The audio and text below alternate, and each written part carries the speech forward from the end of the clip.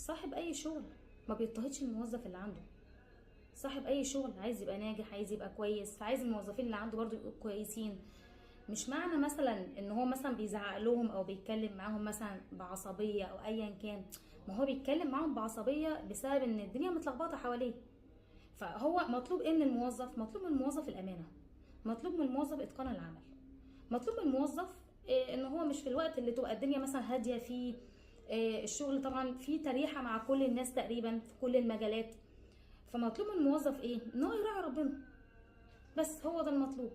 فاكيد محدش بيبقى مضطهد حد جوه الشغل، لان انت لو قلنا مثلا مديرك نقول ماشي، مديرك مضطهدك لكن صاحب شغل هيضطهدك؟ لا، هو صاحب شغل مش هيضطهدك.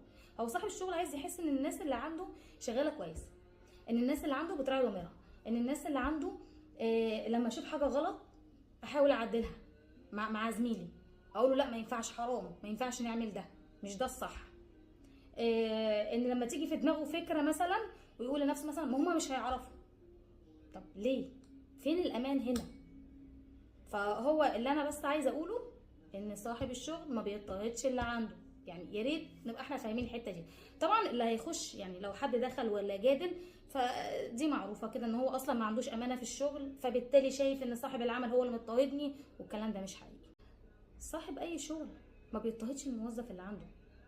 صاحب اي شغل عايز يبقى ناجح، عايز يبقى كويس، فعايز الموظفين اللي عنده برضو يبقوا كويسين.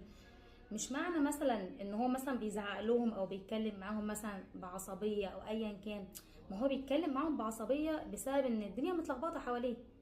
فهو مطلوب ايه من الموظف؟ مطلوب من الموظف الامانه، مطلوب من الموظف اتقان العمل، مطلوب من الموظف ان هو مش في الوقت اللي تبقى الدنيا مثلا هاديه فيه. الشغل طبعا فيه تريحه مع كل الناس تقريبا في كل المجالات. فمطلوب من الموظف ايه؟ ان هو يراعي ربنا، بس هو ده المطلوب. فاكيد محدش بيبقى مضطهد حد جوه الشغل، لان انت لو قلنا مثلا مديرك نقول ماشي، مديرك مضطهدك لكن صاحب شغل هيضطهدك؟ لا، هو صاحب شغل مش هيضطهدك.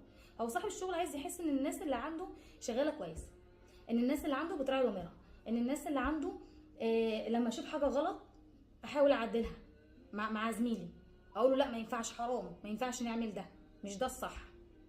ان لما تيجي في دماغه فكره مثلا ويقول لنفسه مثلا ما هم مش هيعرفوا. طب ليه؟ فين الامان هنا؟ فهو اللي انا بس عايزه اقوله ان صاحب الشغل ما بيضطهدش اللي عنده. يعني يا ريت نبقى احنا فاهمين الحته دي. طبعا اللي هيخش يعني لو حد دخل ولا جادل، فدي معروفه كده ان هو اصلا ما عندوش امانه في الشغل، فبالتالي شايف ان صاحب العمل هو اللي مضطهدني، والكلام ده مش حقيقي.